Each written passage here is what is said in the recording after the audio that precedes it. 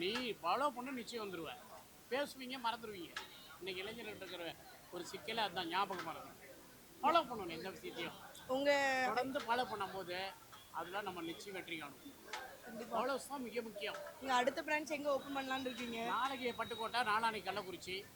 Daily ஒரு program போயிட்டே இருக்குது. அடுத்து காங்கயம், அது ரெடி ஆயிடுச்சு. 20ஆம் தேதி 25 சிவகாசி. மாதத்துக்கு 6-7 கடை. மாஸ்டர் ஆளுநர் கொடுக்கறதுனால தான் லேட்டாக. அதெல்லாம் ஒரு நாளைக்கு 4 கடை திறக்கலாம். அவ்வளோ வேக்கண்ட்டு, அவ்வளோ வெயிட்டிங்கில் இருக்கிறாங்க என்கிட்ட. ஆனால் எல்லாருக்கும் ஆளுங்களை ரெடி பண்ணி கொடுக்கறதுல சிரமத்தினால இவ்வளோ காலதாமதங்கள் ஆகுது. மாதம் ஒரு 5-6 கடை தான் ஓப்பன் பண்ண முடியுது. இல்லைன்னா டெய்லி ஒரு கடை ஓப்பன் ஆகிட்டே தான் இருக்கும். சரி, உங்களுக்கு பிரியாணி மேலே எப்படி ஒரு இன்ட்ரெஸ்ட் வந்துச்சு?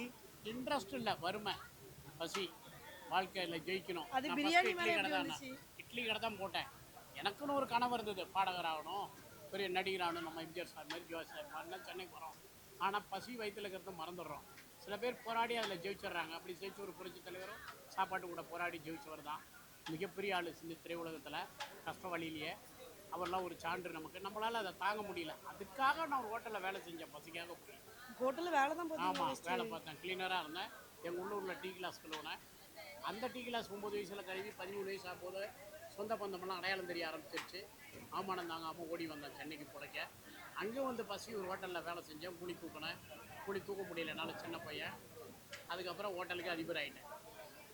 Super, congratulations. வாழ்த்துக்கள். தேங்க்யூ.